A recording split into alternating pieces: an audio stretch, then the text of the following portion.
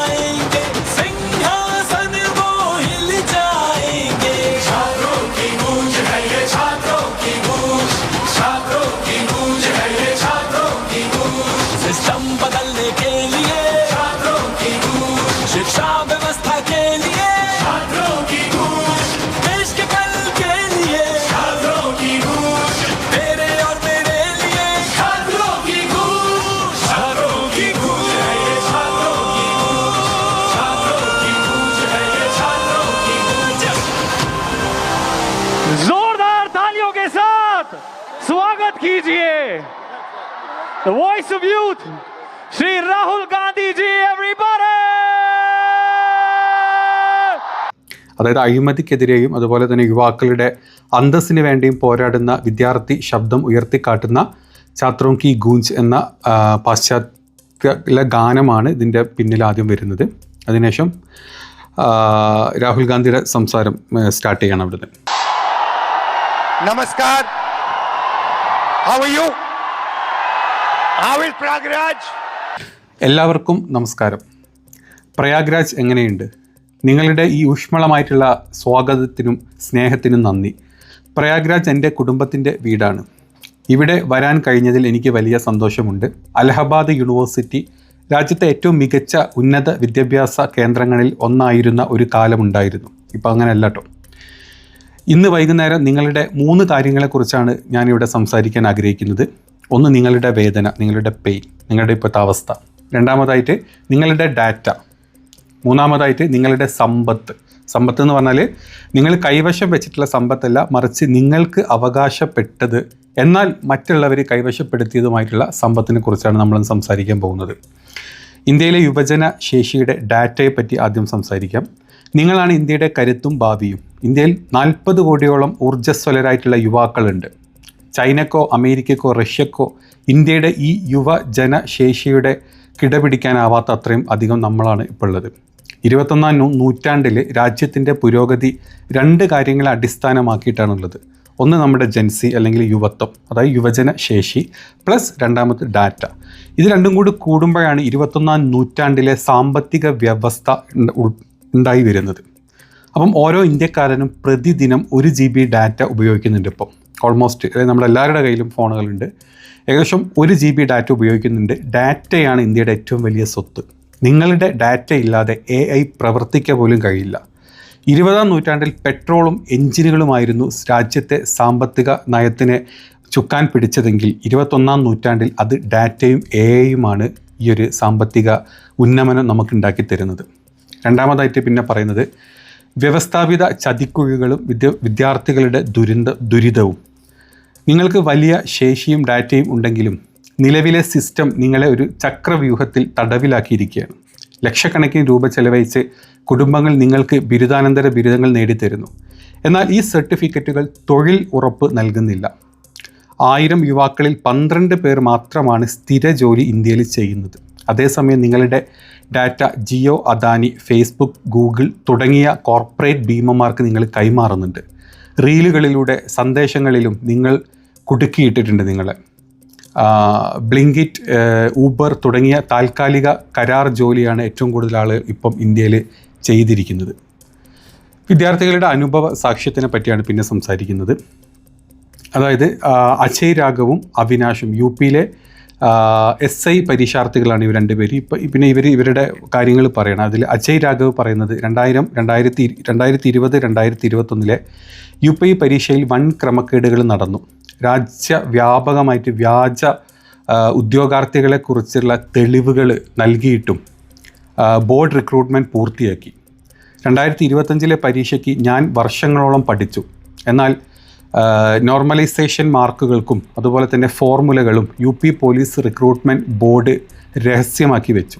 അതുമാത്രമല്ല, മുഖ്യമന്ത്രിയുടെ ജനതാ ദർബാറിലെ പരാതി നൽകാൻ പോയപ്പോൾ എനിക്ക് അവർ നൽകിയ മറുപടി പകരം ജയിലിലടക്കുക ചെയ്തിരുന്നത്. അതായത് ഇതിനെപ്പറ്റി പരാതി കൊടുക്കാൻ ഞാൻ മുഖ്യമന്ത്രിയുടെ ഓഫീസിൽ പോയപ്പം UP മുഖ്യമന്ത്രിയുടെ യോഗിയുടെ ഓഫീസിൽ ചെന്ന സമയത്ത് അയാളെ പിടിച്ച് ജയിലിലടക്കുകയും ചെയ്തു.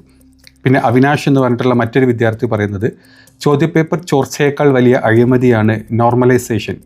അത് കാരണം അതിൽ യാതൊരു സുതാര്യതയും ഇല്ലാതായി പോയിട്ടുണ്ട്. അതായത് ഈ ചോദ്യപേപ്പർ ചോർച്ചയും കാര്യങ്ങളൊക്കെ വളരെ കോമൺ ആയിട്ട് നമ്മുടെ നാട്ടിൽ നടക്കുന്നു. അതിനെപ്പറ്റി സംസാരിച്ച് കഴിഞ്ഞാൽ അതൊക്കെ വെറും നോർമലൈസ്ഡ് ആയിപ്പോയി നമ്മുടെ നാട്ടിൽ. അതിനെപ്പറ്റി ചോദിക്കാനോ പറയാനോ നമുക്ക് പറ്റാം, അല്ലെങ്കിൽ അത് ചെയ്യാൻ പറ്റാത്തൊരവസ്ഥയിലൂടെ നമ്മുടെ രാജ്യം എത്തിയെന്നാണ് പറഞ്ഞിട്ടുള്ളത്.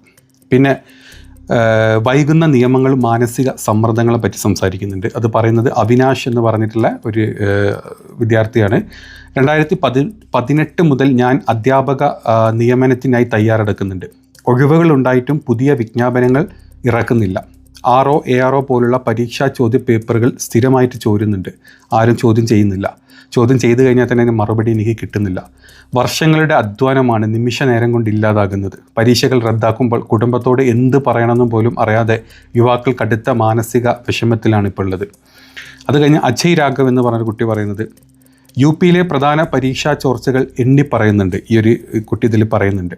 2017 ദ്വരോഗ പരീക്ഷ, അതുപോലെ 2018 UP കോൺസ്റ്റബിൾ എക്സാം, അതുപോലെ തന്നെ 2020-21 UPSC exam, 2022 Lokpal exam, 2023 ROAIRO എക്സാമുകൾ, അതുപോലെ 2023 കോൺസ്റ്റബിൾ പരീക്ഷ. ഈ പരീക്ഷകളെല്ലാം ചോർന്നു. ഒരു നടപടി എടുത്തിട്ടില്ല. അതായത് ഒരു അർഹതയില്ലാത്ത പല ആളുകളും ചോദ്യപേപ്പർ കിട്ടിയ ആളുകൾ ഈ പരീക്ഷകളൊക്കെ എഴുതിയിട്ട് ഇപ്പം ജോലി ചെയ്ത് മുന്നോട്ട് പോകുന്നു എന്നാണ് UP-യിലെ അജയ് രാഘവ് എന്ന് പറഞ്ഞിട്ടുള്ള ഈ കുട്ടി പറയുന്നത്. അത് കഴിഞ്ഞ് രാഹുൽ ഗാന്ധിയുടെ ഒരു വിശകലനം വരുന്നുണ്ട്.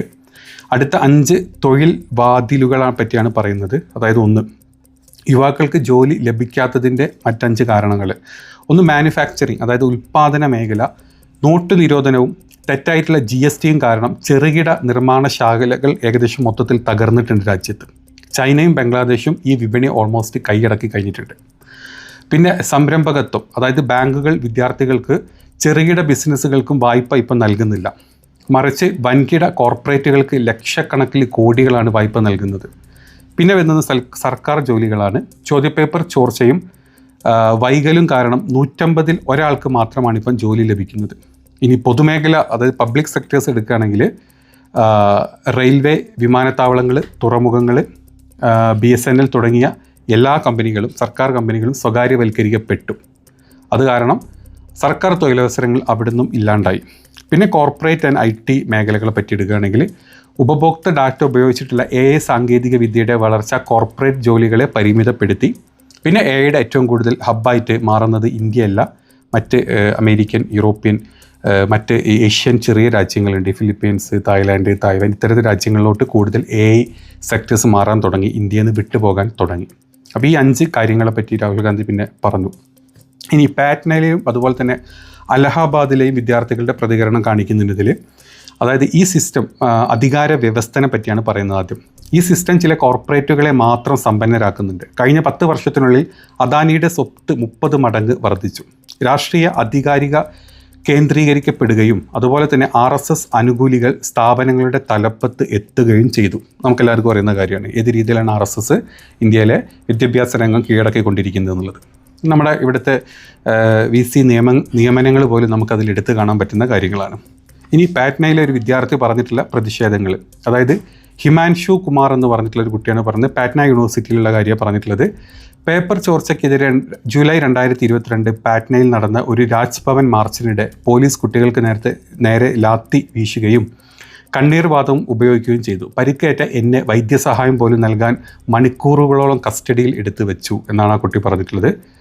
പിന്നെ BEd ഉദ്യോഗാർത്ഥി പറയുന്നത്, എൻ്റെ കുടുംബം ഭൂമി വിറ്റാണ് എന്നെ പഠിപ്പിച്ചത്. എന്നാൽ 4 വർഷമായിട്ട് അധ്യാപക ഒഴിവുകളിലേക്ക് അധ്യാപകരെ വിളിക്കുന്നില്ല. സമരം ചെയ്യുമ്പോൾ പോലീസ് മർദ്ദനം മാത്രമാണ് ഞങ്ങൾക്ക് ലഭിക്കുന്നത്. ഇനി പെൺകുട്ടികളുടെ നേതൃത്വവും പ്രതിരോധവും പറയുന്നുണ്ട്.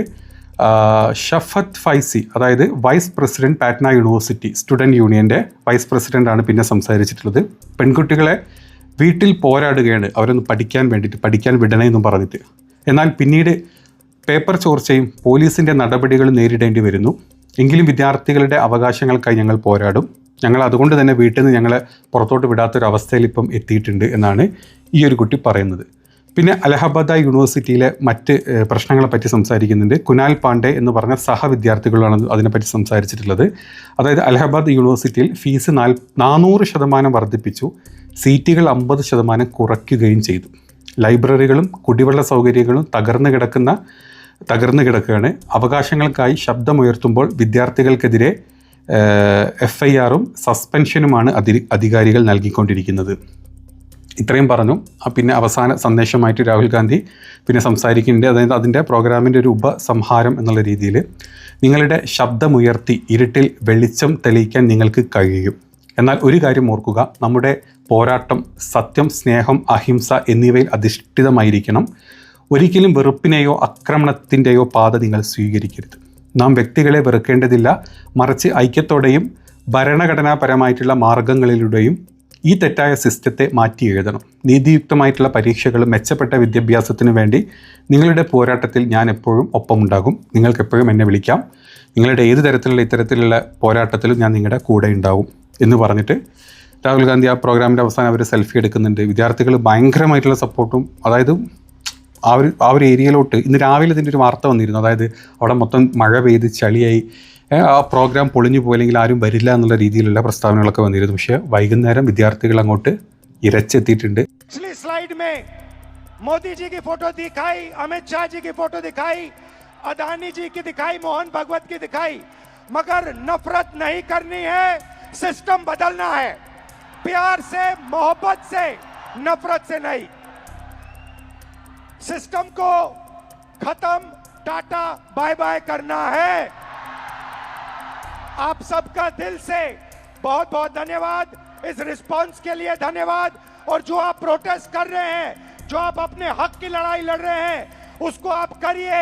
मैं आपके साथ उसमें खड़ा हूं, खड़ा रहूंगा.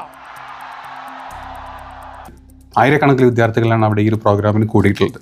അപ്പോൾ ആ പ്രോഗ്രാമിൽ സംസാരിച്ചിട്ടുള്ള ഒരു 35 മിനിറ്റുള്ള ഒരു പ്രോഗ്രാമാണിത്. ആ സംസാരിച്ചിട്ടുള്ള കാര്യങ്ങളാണ് നമ്മളിപ്പോൾ ഈ വീഡിയോയിൽ പറഞ്ഞിട്ടുള്ളത്. അപ്പോൾ ഇതൊക്കെയാണ് നമ്മുടെ രാജ്യത്ത് നടക്കുന്നത്. ഇപ്പോൾ ഇത്തരത്തിലുള്ള പ്രോഗ്രാമുകൾ ഇനിയും പല സ്ഥലങ്ങളിൽ ഇന്ത്യയുടെ പല ഭാഗത്ത് ഇപ്പം പ്ലാൻ ചെയ്തിട്ടുണ്ട് രാഹുൽ ഗാന്ധിയുടെ നേതൃത്വത്തിൽ. അപ്പോൾ വീഡിയോ ഇഷ്ടപ്പെട്ടെങ്കിൽ സപ്പോർട്ട് ചെയ്യുക, മാക്സിമം ഷെയർ ചെയ്യുക, മറ്റുള്ള ആളുകളുടെ അടുത്തോട്ട് എത്തട്ടെ, ഇത് അറിയട്ടെ ബാക്കിയുള്ള ആളുകൾ രാജ്യത്ത് എന്താണ് നടക്കുന്നത് എന്നുള്ളത്. അപ്പം നിങ്ങൾ സബ്സ്ക്രൈബ് ചെയ്ത് മാക്സിമം വീഡിയോ കാണുക, മാക്സിമം സപ്പോർട്ട് ചെയ്യുക. അടുത്ത വീഡിയോയിൽ കാണാം. ബൈ. सर के साथ सेल्फी के लिए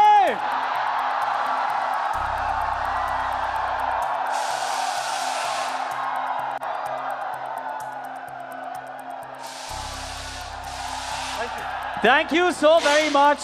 Lovely.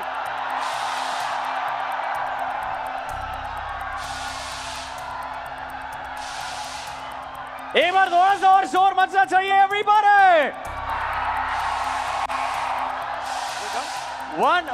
One last message. One last message. You are India's spirit. You are India's future. You are the most beautiful youngsters in the world. You cannot allow yourself to hate. You cannot allow yourself to be violent. You are loving youth. मोहब्बत की दुकान खोलनी है आपको, प्यार के साथ लड़ना है. Thank you. Thank you very much.